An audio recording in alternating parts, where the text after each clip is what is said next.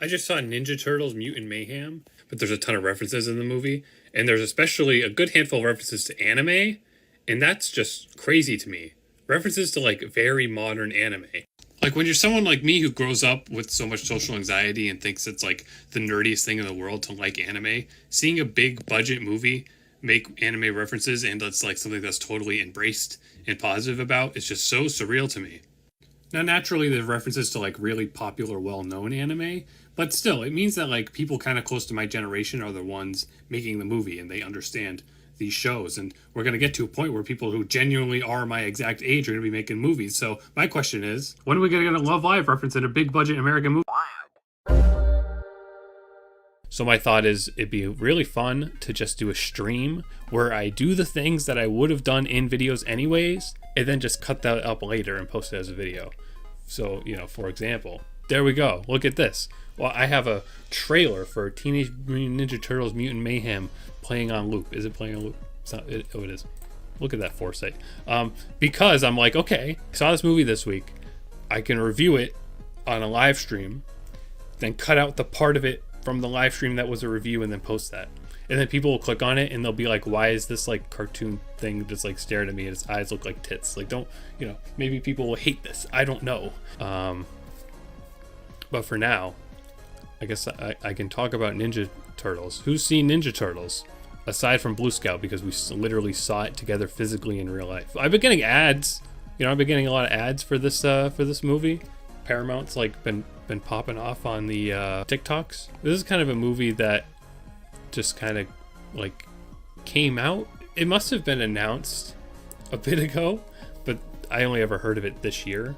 I don't even know what made me hear. I think just because the YouTubers I watched did a reaction to it. So I was like, oh, new Ninja Turtles, that's cool. And I saw the style and I was like, wait a second. It's like a movie I should care about. Because this is made by a handful of people that worked on Mitchell's versus the Machines. It's not like made by Sony Animation, but it's like this one of the directors of Mitchell's versus the Machines, Jeff Rowe, who also worked on a lot of season 2 of Gravity Falls, which you can kind of tell by the end of the movie.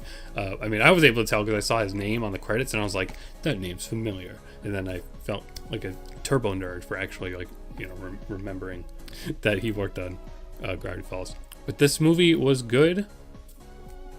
That's about all I have to say. No, the style is very cool.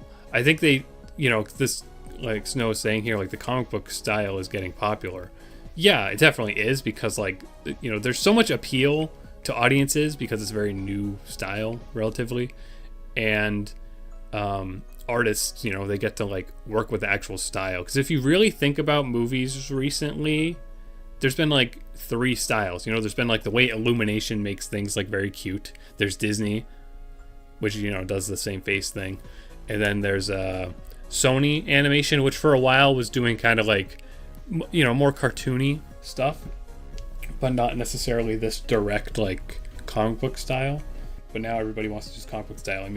Puss in Boots did it. Like, we can make a list at this point. But in this movie, I think it has a very unique look because it makes everything really gross, which is like the intention, because it's about a story that takes place in New York, and it's about like gross mutant turtles, and like that's kind of like relative to how we are now.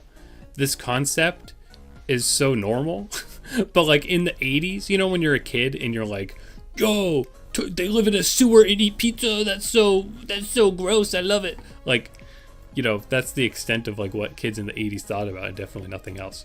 So like nowadays, this concept doesn't seem as weird or as like, yes, Seth Rogen produced and wrote it and voices somebody. I really like all the designs because of how like gross they are. You can just tell from this trailer. That's why as long as I don't get copyright claimed from the trailer, like it's very dark colors and there's like a scribble effect on everything, which is the scribble is kind of reminiscent to what Mitchell's versus the Machines did, but they do a little more to like format it more for like an action style like the movie has. And they do the like the lower frame rate thing, as you can also see. I don't really think Mitchell's versus the Machines did, but I can't exactly remember. But, you know, that all just helps making the action much cooler. This trailer also shows way too much of the movie, but also, I mean, it's not really much to spoil for a kid's action movie. I think the characters were really fun. It's definitely, like, anything I know about Ninja Turtles, I just know from watching James Rolfe and Doug Walker to an extent back in the day.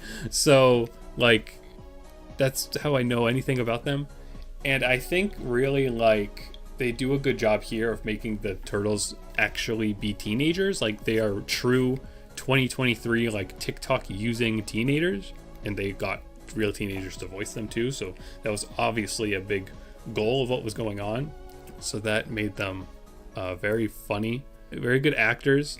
There's a great amount of pop culture references. The issue with the pop culture references is that they do too many, and this will definitely be extremely dated by the time, like, in like a year or two, this will be dated with the types of pop culture references they make. But some of them are good. You know, my nerd self really loved that they talked about a good amount of anime.